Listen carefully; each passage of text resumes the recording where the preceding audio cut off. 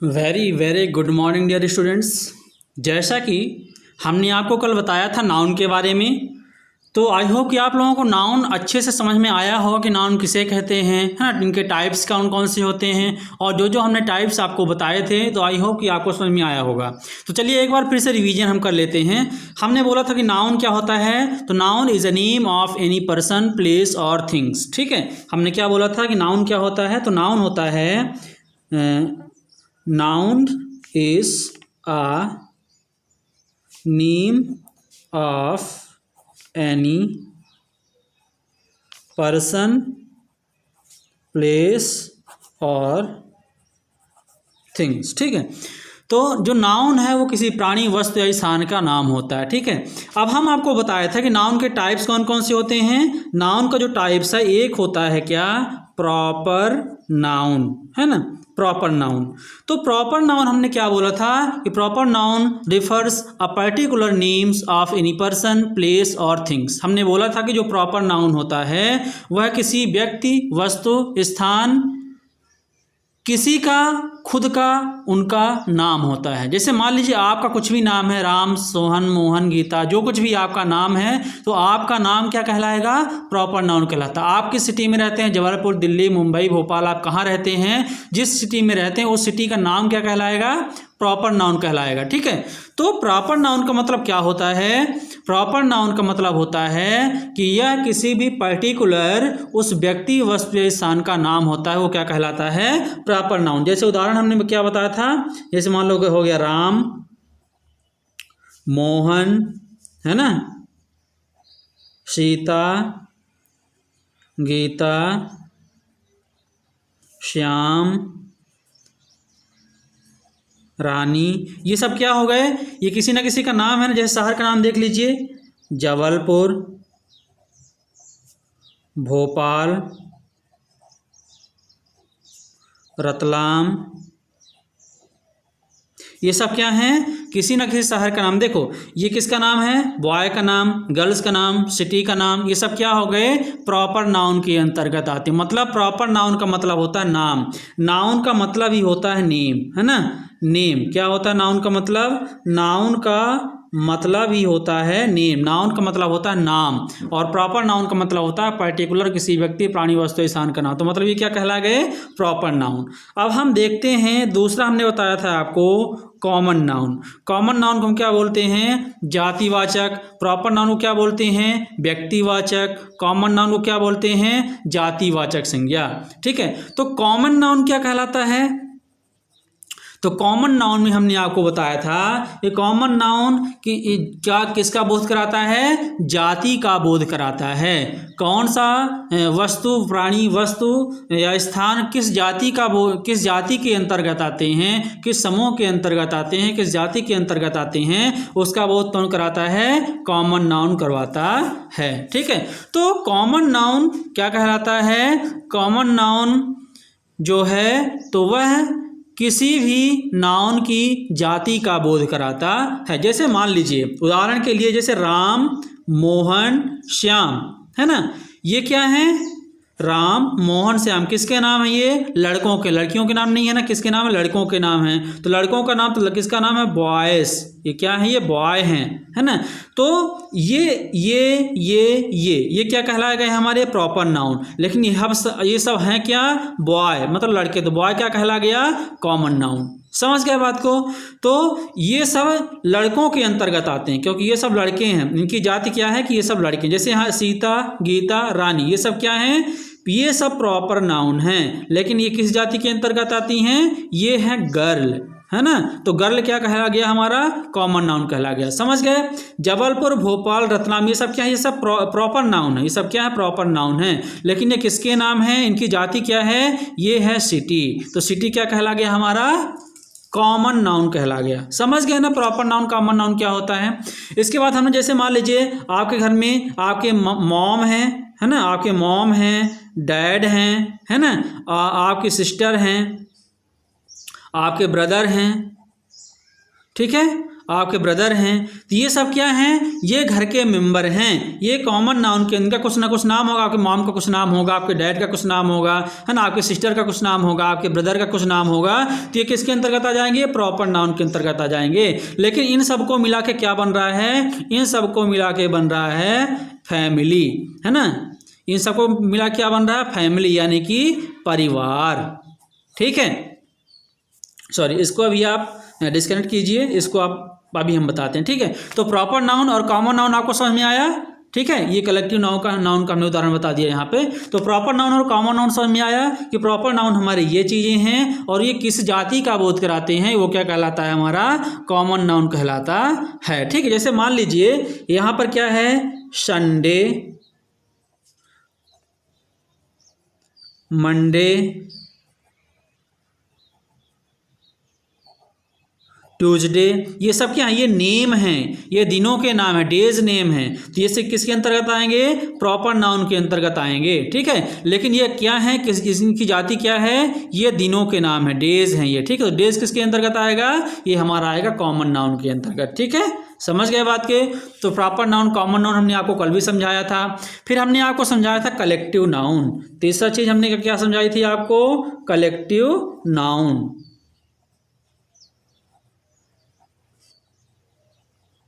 Collective noun, तो collective noun में हमने आपको क्या समझाया था, collective noun refers a group of people, things, etc।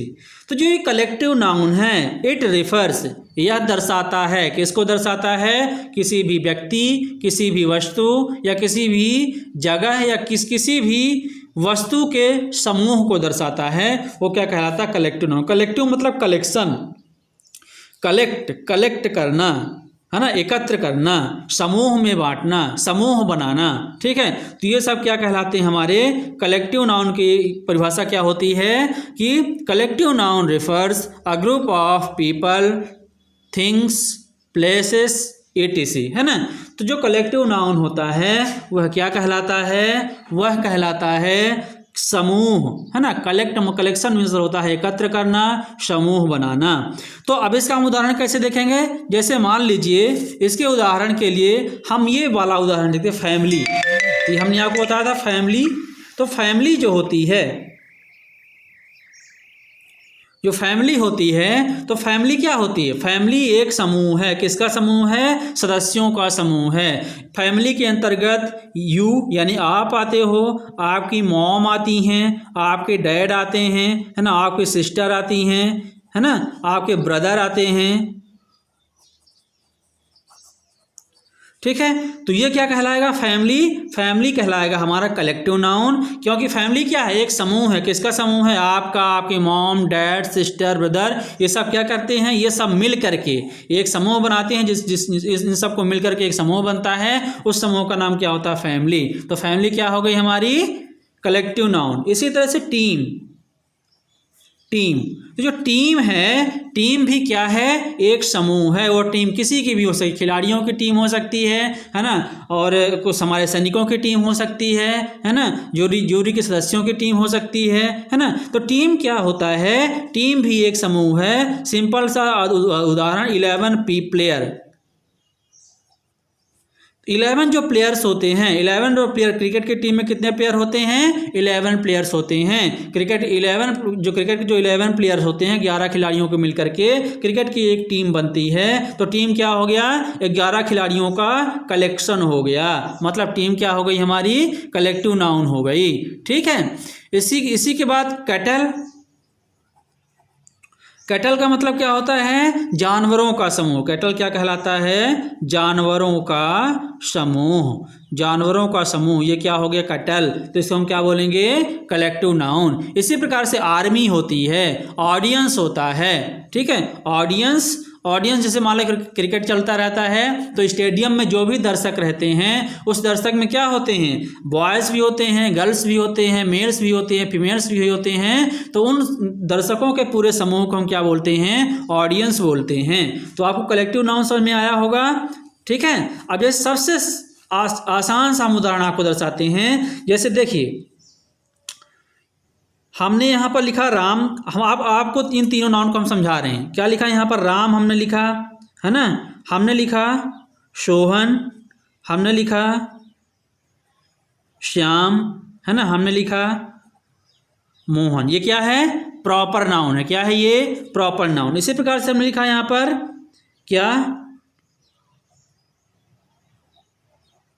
Parvati, Sita, Gita, रानी।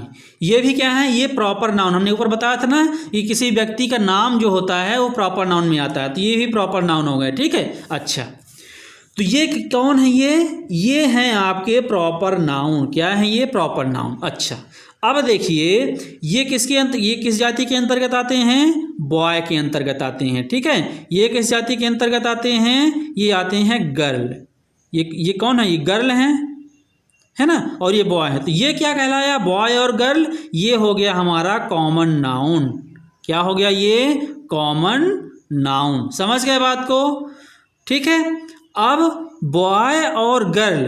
अब देखिए स्टूडेंट, है ना, स्टूडेंट क्या होते हैं? स्टूडेंट में बॉय भी आते हैं और गर्ल भी आते हैं। तो ये जो है हमारा स्टूडेंट, तो स्टूडेंट भी क्या कहलाता है? एक जाति को दर्शाता है, कॉमन नाउन के अंतर्गत आता है, एक जाति को दर्शाता है। क्योंकि स्टूडेंट में क्या होता है? बॉय भी होते हैं और गर्ल भी होते हैं। ठीक है, और ये स्टूडेंट कहाँ पर बैठते हैं? एक क्लास में बैठते हैं। ये उन गर्ल्स एंड बॉय को दर्शा रहा है जो क्या है? एक स्टूडेंट हैं, है ना, वो क्या है? स्टूडेंट। तो स्टूडेंट गर्ल्स एंड बॉय की जाति को दर्शा रहा है, स्टूडेंट। क्योंकि सभी गर्ल और बॉय सभी स्टूडेंट नहीं होते हैं, है ना, कुछ गर्ल्स और बॉय जो होते हैं वो स्टूडेंट होते हैं। तो उन गर्ल्स और बॉय की जाति को कौन दर्शा रहा है? स्टूडेंट दर्शा रहा है। इसलिए स्टूडेंट क्या हो गया? हमारा कॉमन नाउन। अभी जो स्टूडेंट हैं मतलब बॉय और जो गर्ल हैं, मतलब राम, मोहन, सोहन, पार्वती, सीता, गीता, जो हैं, तो ये जो स्टूडेंट हैं वो कहाँ बैठते हैं? क्लास में बैठते हैं। कहाँ बैठते हैं? क्लास। तो क्लास क्या हो गया? एक समूह हो गया। किसका समूह हो गया? स्टूडेंट का समूह हो गया। तो ये जो समूह है, तो समूह किसके अंतर्गत आएगा?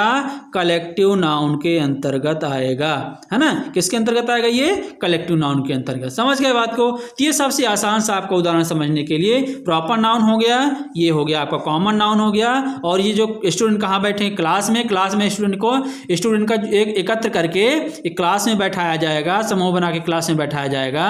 तो क्या कहलाएंगे? हमारे क्लास जो हो जाएगी हमारी क्या हो जाएगी? Collective noun. क्लास किसका कलेक्शन है? स्टूडेंट का कलेक्शन है। और स्टूडेंट में क्या आते हैं? बॉय और गर्ल्स आते हैं। ठीक है, समझ गए बात को? ये हो गए हमारे कॉमन नाउन, ये हो गए हमारे क्या, ये हो गए हमारे प्रॉपर नाउन, ये हो गए हमारे कॉमन नाउन, और ये हो गया हमारा कलेक्टिव नाउन। इतना समझ में आया?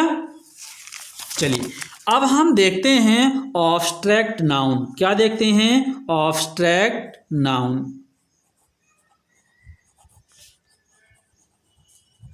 Obstruct noun.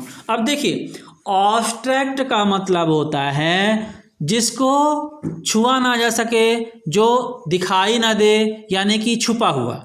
ऑब्स्ट्रैक्ट का मतलब क्या होता है? छुपा हुआ। और इसको हम बोलते हैं गुणवाचक संज्ञा। गुणवाचक संज्ञा। अब नाम से स्पष्ट है गुण, है ना। तो ऑब्स्ट्रैक्ट नाउन क्या होते हैं? किसी भी प्राणी, व्यक्ति, वस्तु, स्थान, उनके गुण होते हैं, जो क्वालिटीज़ उनकी होती हैं, है ना, उनकी जो क्वालिटीज़ होती हैं, उनके जो क्वालिटीज़ होती हैं, उनके जो गुण होते हैं, कैरेक्टरिस्टिक्स होती हैं उनकी, वो किसके अंतर्गत आते हैं? ऑब्स्ट्रैक्ट नाउन के अंतर्गत आते हैं। ठीक है, सबसे सिंपल भाषा में आप समझिए, ऐसे नाउन जिनको आप टच नहीं कर सकते हो, जिनको आप छू नहीं सकते हो, वो अनटचेबल होती हैं, जिनको आप नहीं टच कर सकते हो, वो क्या कहलाते हैं? ऑब्स्ट्रैक्ट नाउन कहलाते हैं। तो जो ऑब्स्ट्रैक्ट नाउन होते हैं इसकी परिभाषा आप कैसे लिखोगे? Abstract noun refers to ideas, qualities, condition, it can not be touched. ठीक है। तो जो ऑब्स्ट्रैक्ट नाउन होते हैं ये किसको दर्शाते हैं? It obstruct noun refers, obstruct noun दर्शाते हैं किसी आइडियाज़ को मतलब योजना को, क्वालिटीज़ को मतलब गुण को, कंडीशन मतलब स्थिति को, है ना, इनको दर्शाते हैं जो क्या कहलाते हैं? Obstruct noun. ठीक है। तो किसको किसको दर्शाते हैं? देखिए, ideas, ideas, quality, qualities, condition, है ना। तो ना तो आप आइडिया को छू सकते हो, टच कर सकते हो, ना तो क्वालिटी को टच कर सकते हो, ना तो कंडीशन को टच कर सकते हो। ठीक है। जैसे मान लीजिए क्वालिटी, आपके अंदर अच्छाई है तो आप अच्छाई को छू सकते हो क्या? नहीं छू सकते हो। ठीक है। तो गुडनेस, ट्रुथ, ट्रुथ मतलब सत्य बोलना, है ना। तो सत्य तो सुना जा सकता है, लेकिन सत्य को, वो सत्य बोल रहा तो क्या आप सत्य को छू सकते हो? नहीं छू सकते हो। ठीक है। तो मतलब जो आइडियाज़ होती हैं, जो क्वालिटीज़ होती हैं, जो कंडीशंस होती हैं, वो क्या कहलाती हैं? हमारी ऑब्स्ट्रैक्ट नाउन के अंतर्गत आती हैं, है ना। तो इसकी परिभाषा क्या हो जाएगी? तो इट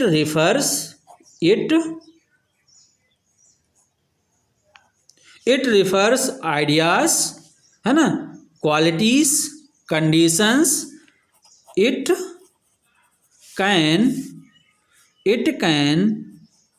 नॉट बी टच्ड। ठीक है। इन्हें छुआ नहीं जा सकता है। अब ऑब्स्ट्रैक्ट नाउन आपको समझ में आया? ऑब्स्ट्रैक्ट नाउन क्या होता है? तो किसी प्राणी, व्यक्ति, वस्तु, स्थान के जो गुण होते हैं, उनकी जो क्वालिटीज़ होती हैं, वो किसके अंतर्गत आती हैं? ऑब्स्ट्रैक्ट नाउन के अंतर्गत आती हैं। और जो ऑब्स्ट्रैक्ट नाउन होते हैं उनको कभी टच नहीं किया जा सकता, उनको आप छू नहीं सकते हो। अर्थात जो गुण होते हैं, जो आइडियाज़ होते हैं, जो क्वालिटीज़ होती हैं, वो ऑब्स्ट्रैक्ट नाउन के अंतर्गत आती हैं। उदाहरण, एग्जाम्पल में देखिए, क्या हो गया? ट्रुथ। ठीक है, ट्रुथ। फिर डेंजर,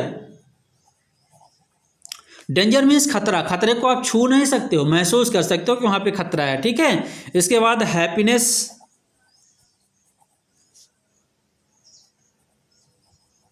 हैप्पीनेस, ठीक है, हैप्पीनेस जो खुशी होती है। टाइम, ये भी क्या है? टाइम को आप छू सकते हो क्या? टच कर सकते हो क्या? नहीं, उसको आप अनुभव कर सकते हो टाइम का। ठीक है। फिर friendship,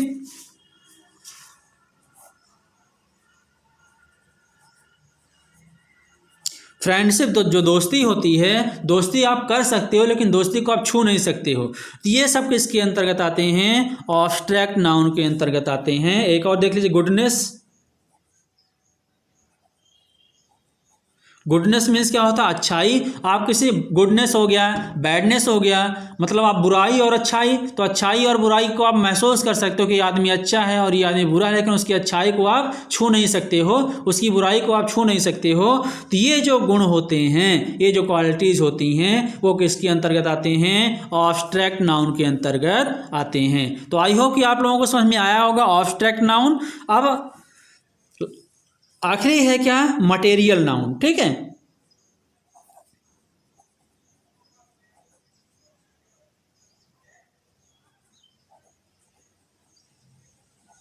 material noun, material noun वस्तुवाचक संज्ञा। कौन सा संज्ञा होती है? वस्तुवाचक। अब जैसे नाम से समझ में आ रहा है मटेरियल, है ना, चीज़ें, वस्तुएं। तो मतलब जो मटेरियल नाउन होता है यह किसको दर्शाता है? यह वस्तुओं को दर्शाता है। किसको दर्शाता है? ये वस्तुओं को दर्शाता है। जो मटेरियल नाउन है वस्तुओं को दर्शाता है जिन्हें हम छू सकते हैं। एक बात को ध्यान में रखना कि जो मटेरियल नाउन होते हैं उन्हें हम क्या कर सकते हैं? छू सकते हैं, है ना। ये वो वस्तुएं होती हैं जो मटेरियल नाउन उन वस्तुओं को दर्शाता है जिन वस्तुओं को हम छू सकते हैं। ठीक है, मटेरियल। तो जैसे हमारी चेयर हो गई, एग्जाम्पल इससे क्या होते हैं? चेयर, बहुत सारे एग्जाम्पल हैं। ठीक है, चेयर, टेबल, ठीक है, बैट, ठीक है, शुगर, ठीक है, व्हीट यानी गेहूं, राइस, सैंड यानी रेत, है ना। इन सबको आप क्या कर सकते हो? मनी, छू सकते हो आप इनको, है ना। ये वस्तुएं हैं, मटेरियल हैं ये। ठीक है। समझ गए बात को। वाटर, वाटर भी आप छू सकते हो, ये भी मटेरियल है, ठीक है। तो इन्हें आप देख सकते हो, इन्हें आप छू सकते हो, तो ये मटेरियल नाउन के अंतर्गत आते हैं। समझ गए बात को। तो हमने देख लिया ऑब्स्ट्रैक्ट नाउन क्या होते हैं, मटेरियल नाउन क्या होते हैं, proper noun, common noun, collective noun. हमने नाउन को देख लिया कि ये नाउन क्या होते हैं और इनके उदाहरण भी हमने देख लिए, और हमने आपको समझा दिया कि कौन से नाउन और प्रॉपर नाउन के अंतर्गत आते हैं, कौन से नाउन मटेरियल नाउन के अंतर्गत आते हैं, कौन से ऑब्स्ट्रैक्ट नाउन हैं और कौन से कलेक्टिव नाउन है, कौन से कॉमन नाउन है। हम इन सब चीज़ों को आपको समझा दिया है। बहुत ही आसान है समझने के लिए, कोई भी बहुत इसमें बड़ी दिक्कत वाली बात नहीं है। आप एक दो बार वीडियोज़ देखेंगे तो आपको आसानी से समझ में आ जाएगा कि ऑब्स्ट्रैक्ट, देखो ऑब्स्ट्रैक्ट मतलब क्वालिटी ध्यान में रखो, ऑब्स्ट्रैक्ट का मतलब गुण, मटेरियल का मतलब वस्तु। तो जो जो व्यक्ति में जो जो गुण होते हैं वो ऑब्स्ट्रैक्ट नाउन के अंतर्गत आ जाएंगे। और जो वस्तुएं हैं आपके घर में, आसपास में जो भी वस्तुएं हैं, जो चीज़ें हैं, जो निर्जीव हैं, निर्जीव जो वस्तुएं हैं, इनको आप क्या कर सकते हो, छू सकते हो, देख सकते हो, तो किसके अंतर्गत आएंगी, वो आएंगी मटेरियल नाउन के अंतर्गत, ठीक है। कलेक्टिव नाउन, कलेक्टिव नाउन क्या होता है, समूह होता है, समूहवाचक संज्ञा। कोई भी जो नाउन जो समूह के अंतर्गत है, उस समूह का नाम क्या कहलाएगा, हमारा कलेक्टिव, समूह का नाम क्या कहलाएगा, कलेक्टिव नाउन कहलाएगा, ठीक है। समझ गए बात को। तो जैसे आर्मी हो गया, आर्मी भी सैनिकों का समूह है, टीम हो गया, है ना, क्लास हो गई, ठीक है, ये सब क्या हो गए, कलेक्टिव नाउन के अंतर्गत आते हैं। कॉमन नाउन जातिवाचक संज्ञा, हमने आपको अच्छे समझा दिया, और प्रॉपर नाउन, ठीक है। ये सब किसके अंतर्गत आते हैं, ये हमने आपको बता दिया क्या, नाउन, ओके। अब अगला जो टॉपिक आता है, अगला टॉपिक है प्रोनाउन। प्रोनाउन, नाउन से प्रो को हटा दो तो प्रोनाउन से प्रो को हटा दो तो क्या बचेगा, नाउन, है ना। तो प्रो का मतलब होता है के लिए, नाउन मतलब संज्ञा। तो संज्ञा के लिए मतलब क्या हुआ, इसका मतलब हुआ संज्ञा के लिए, ठीक है, मतलब नाउन के लिए। तो नाउन के लिए ऐसे शब्द जो नाउन के लिए प्रयोग होते हैं वो क्या कहलाते हैं, प्रोनाउन कहलाते हैं। मतलब ऐसे शब्द जो संज्ञा के लिए प्रयोग में आते हैं। प्रो का मतलब होता है के लिए, है ना, प्रो का मतलब क्या होता है, के लिए, नाउन मतलब संज्ञा, तो संज्ञा के लिए मतलब ऐसे शब्द जो संज्ञा के लिए प्रयोग में लाए जाते हैं उन्हें हम क्या करते हैं, प्रोनाउन। अगर इंग्लिश में बोलना हो तो कैसे इसको डिफाइन करोगे, a word which is use in place of noun called pronoun, ठीक है। तो मतलब ऐसे वर्ड्स जो संज्ञा के बदले में प्रयोग किए जाते हैं या नाउन की जगह पर, है ना। A word which is used, ऐसे वर्ड या ऐसे शब्द जो यूज किए जाते हैं in place of noun, noun की जगह पर, कॉल्ड प्रोनाउन, उन्हें हम प्रोनाउन वो कहते हैं। तो अगर हम इनके उदाहरण देखते हैं, प्रोनाउन कौन कौन से होते हैं, तो प्रोनाउन होते हैं ही, शी, इट, दे, है ना, ये सब क्या कहलाते हैं, प्रोनाउन कहलाते हैं। ही, शी, इट, दे, इट, ये सब क्या कहलाते हैं, हमारे प्रोनाउन कहलाते हैं, ठीक है। दिस, दैट, दीस, दोस, है ना, this, that, these, those, them, है ना, ये सब क्या, ये सब किसके अंतर्गत आते हैं, प्रोनाउन के अंतर्गत आते हैं, ठीक है। तो I, we, you, they, I, we, you, है ना, दे हमने ये लिख दिया यहाँ पर। तो ये सब क्या कहलाते हैं, हमारे प्रोनाउन कहलाते हैं। अब प्रोनाउन के कुछ टाइप्स भी होते हैं, है ना। तो अभी आपको समझ में आया प्रोनाउन क्या कहलाते हैं। अब प्रोनाउन के जो टाइप्स हैं वो हम आपको अगली क्लास में बताएंगे, ठीक। तो हमने आपको नाउन कंप्लीट करवा दिया है, ठीक है। अब हमने आपको प्रोनाउन की डेफिनेशन भी बता दी कि प्रोनाउन क्या कहलाते हैं, और प्रोनाउन के हमने एग्जाम्पल भी दे दिए। यहाँ पर ये एग्जाम्पल हो गए, उदाहरण हो गए प्रोनाउन के। प्रोनाउन के और बहुत सारे उदाहरण हैं और उनको कई भागों में बांटा गया है जो प्रोनाउन होते हैं। तो अब हम क्या करेंगे, अगली क्लास में हम आपको बताएंगे कि प्रोनाउन को कितने भागों में बांटा गया है और हर एक टाइप जो प्रोनाउन के जो टाइप्स होते हैं उन टाइप्स के बारे में हम आपसे चर्चा करेंगे, ठीक है। वो अगली क्लास में, ठीक है। धन्यवाद।